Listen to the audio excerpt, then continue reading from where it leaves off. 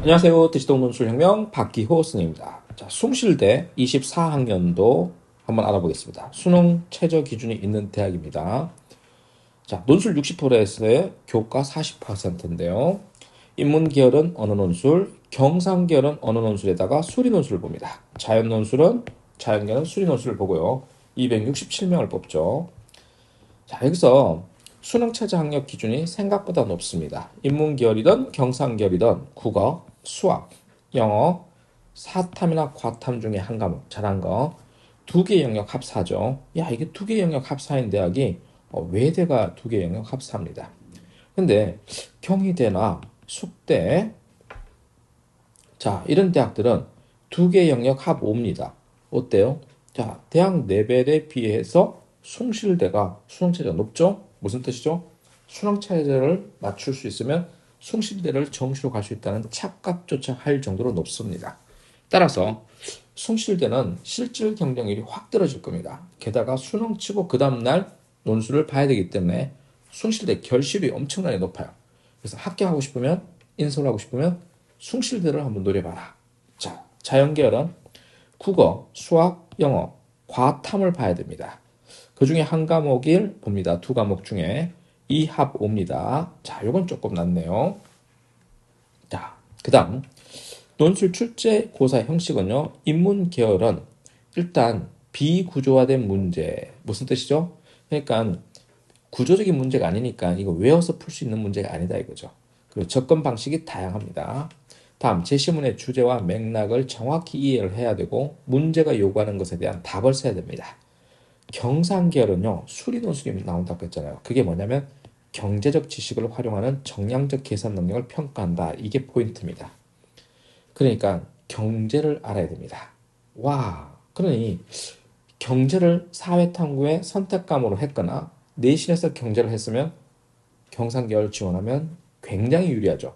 근데 이걸 모르고 그냥 나는 그냥 숭실대 경영학과를 가야 되겠어. 이러면 이제 큰 코 다치는 겁니다. 자연계열 학생들은 수리 논술을 봅니다. 수리적 의사결정을 활용하는 모델이 신문에 나옵니다. 자, 숭실대 문제는 주로 여기서 국어에서 실제 국어에서 지문 두 개가 나왔고요. 고전에서 지문 두 개, 생윤에서 지문 두 개가 출제된 바 있습니다. 자, 이제 고전을 활용하고 있는 게 특징이죠. 자, 숭실대 모의논술 문제를 보면요. 1번 문제는 700자짜리 40점입니다. 자, 혐오에 대해서 문제를 출제했는데 채심은 가나 다를 주고 보기 1에 밑줄 친 기억과 같은 상태, 거기서 시사하는 바를 논술하는 겁니다. 서술형이죠. 자, 문제 2번을 보면 라마바사를 토대로 보기 2에 혐오의 확산이 일어나는 이유를 논술하는 게 800자짜리 60점입니다. 2번 문제가 배점이 훨씬 더 높네요. 자, 이제 여기까지 숭실대 문제를 살펴봤습니다. 숭실대를 정리를 해보겠습니다. 숭실대보다 수능 다음날 시험을 칩니다. 수능 바로 다음날 시험을 봅니다. 무슨 뜻이죠? 결시율이 높다 이거예요. 결시율이 높다 이거예요. 그래서 시험 치러 가면 그냥 붙을 수도 있다는 거 생각해 두시면 됩니다. 게다가 학교 레벨에 비해서 수능 최저가 높다 이거예요. 이게 그러니까 뭐 숭실대를 깔보는 게 아니라 이 수능 최저가 비슷한 대학이 있을 거 아니에요. 거기보다 이제 높다 이거예요.